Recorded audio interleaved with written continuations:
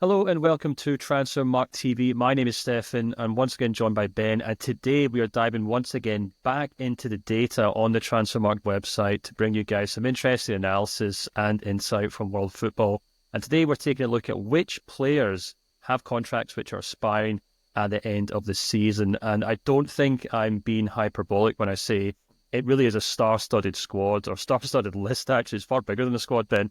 You put together an article for us this week on the website looking at the rundown of players, and we'll put top 20 on the list for everyone to see, and they can see it really is a kind of, it looks like a Ballon d'Or shortlist more than anything else, to be honest with you. But let's focus on the Premier League at first, and three players who have really kind of dominated this kind of discussion about expiring contracts in England right now are, of course, Liverpool trio, Trent Alexander-Arnold, Mohamed, Salah and Virgil van Dijk. There's been a lot of discussion about all three of them potentially staying at Anfield, potentially moving on. Does Arne Slot have to keep some of them? Does he have to sell some of them?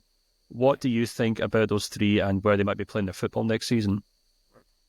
Yeah, it's very strange, isn't it, to have three star players like this all going into their last sort of 7-8 months of contracts. And I feel a little bit sorry for Arne Slot because he's had such a superb start to Liverpool, but he's still got this hanging over him a little bit.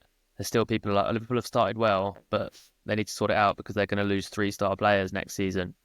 Obviously, I think the Trent Alexander-Arnold case is a little bit different to the Van Dijk and Salah one because of the age. Van Dijk 33, Salah 32. So there's an argument there that Liverpool potentially could be better off cashing in now and maybe investing in younger players to replace them. I know that's easier said than done given the quality of the two players. But with Trent Alexander-Arnold, I don't think there's a single Liverpool fan who wouldn't want to keep him. He's one of the best right-backs in the world. He can do things no other player in world football can do, which is why there's so much interest. We hear mostly from Real Madrid and maybe Barcelona as well, as to why he wouldn't want to go. But it does make you worry if he's at this stage and he still hasn't signed a new contract. The longer it goes on, the more you think in the back of his mind he wants to go and join the latest group of Galacticos at Real Madrid, which they seem to be picking up for free every season. But yeah, it's a bit of a daunting prospect for Liverpool. As I said, they've started so well, and those three players have been really key. They've all started the season in cracking form, the trio. And yeah, Alexander-Arnold, the most valuable at 70 million, and then Salah the third at 55 at 32 years of age, and then Van Dijk also around the sort of midway 11th mark with 30 million. So yeah, Liverpool are in a bit of trouble in that respect. And another club that's sort of in a similar scenario, Bayern Munich. You know, three of their players in the top five. Stefan, you obviously watch a lot of Bundesliga, cover it very well for Transfermarkt. What have you made of Leroy Sane, Alphonso Davies and Joshua Kimmich being allowed to go into their last 12 months of contracts? And do you think that trio will stay at the club? It's almost an actual identical situation to Liverpool. We've got two older players and one player who's obviously in huge demand. The two older players, of course, as you said, Leroy Sane and Joshua Kimmich. Interesting ones. I mean, I think if I had to pick one player that would definitely leave next year, I think it would be Leroy Sane. He obviously returned to Bayern Munich from Manchester City a couple of years ago. He certainly had his high moments. He was really quite tremendous last season, and probably the first player that formed a really good partnership with Harry Kane on that kind of right wing under Thomas Tuchel.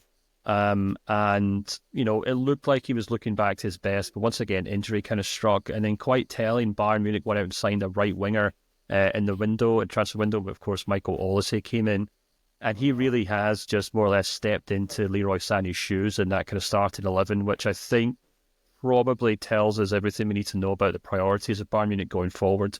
Sané has been a decent player for Bayern Munich. Sometimes he's been an outstanding player, sometimes he's been a match winner, which, you know, anyone who obviously watched Manchester City, or of course before he left Germany, will know. He's always had that in his locker, but consistency and injuries have always been a problem for him. And I think Bayern Munich, knowing that he probably is one of the highest paid players in the squad, are probably thinking, you know, unless we can get him to kind of half his wages, there's really not a huge amount of impetus to keep him at the squad next year. Kimmich is a little bit different. He's a kind of leader in that team. He plays in a position in central midfield, which is very hard for Bayern Munich to find quality players. They went out and spent the best part of, 60 million euros signing Palhinha in the summer, and he hasn't really settled at all. And Kimmich can obviously play right back and central midfield. Most of the talks in Germany suggest that he probably will stay around because he'd be quite happy to sign a new contract, continue as he is, and being a very kind of valuable squad player going forward. And then, of course, there's Alphonso Davies, who, like Trent Alexander-Arnold, has been heavily linked with a move to Real Madrid. And as you said, Real Madrid are just the absolute masters of kind of swooping in, picking up these world-class players for free, with the enticing offer of higher wages and obviously the prospect of winning the Champions League.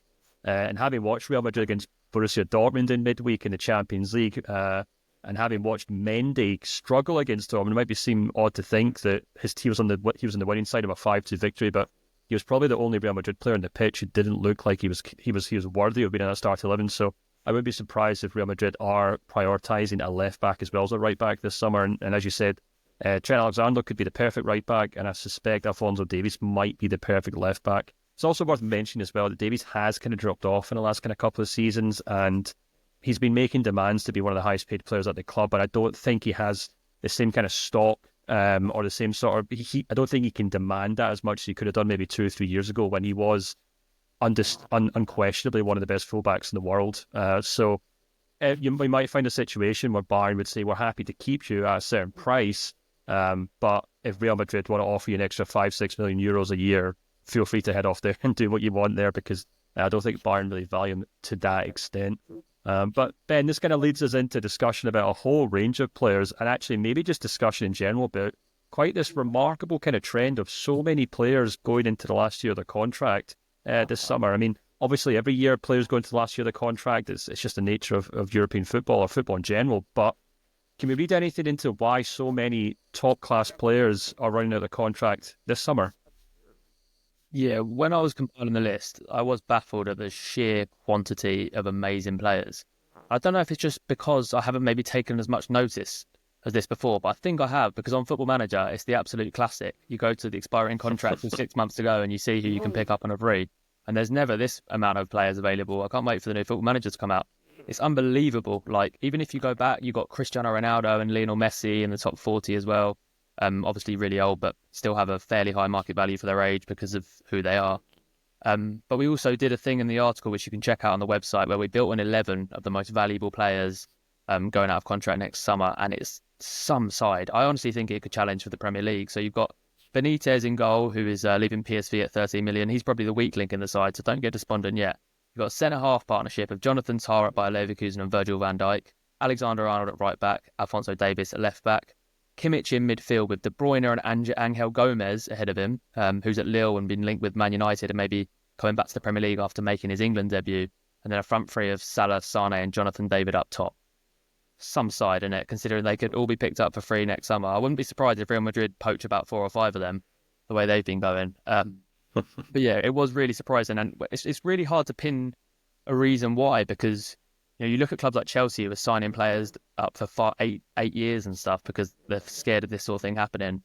And I thought clubs would be more savvy now. Like this used to happen with Arsenal all the time, with like Sanchez running out of contract, Ozil, and then he had to get offered a big deal, Van Persie. But it gets a club in such a mess if you're losing your stars, particularly when they're in their prime years, with like the likes of Alexander-Arnold and Jonathan David. But I guess maybe it's also because players have a little bit more power these days, so they're sort of saying, Trent Alexander-Arnold saying, I'm going to sign on my terms. I'm going to play every week anyway.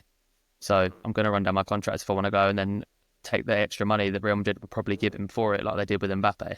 But yeah, some amazing, amazing players who could get picked up on a free transfer next July. Yeah, absolutely. There's also just a number of players maybe in the kind of peak of their career, maybe just past the peak of their career, who maybe looking for that kind of final paycheck. You mentioned Kevin De Bruyne, who was heavily linked with the move to Saudi Arabia last year and expected to maybe make the move there. Heung-min Son, 32-year-old at Tottenham. Neymar, 32 at Saudi Arabia. I think it's really interesting that Neymar, Messi and Ronaldo are all out of contract. When's the last time that's happened?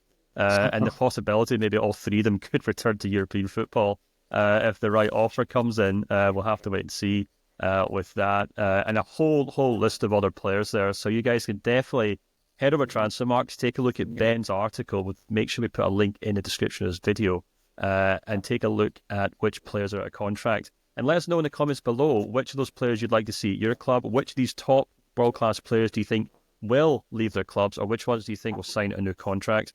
And if you enjoyed this video, please make sure to like it. It does a big help for us in the algorithm, and subscribe to the show as well. And until next time, we'll speak to you soon.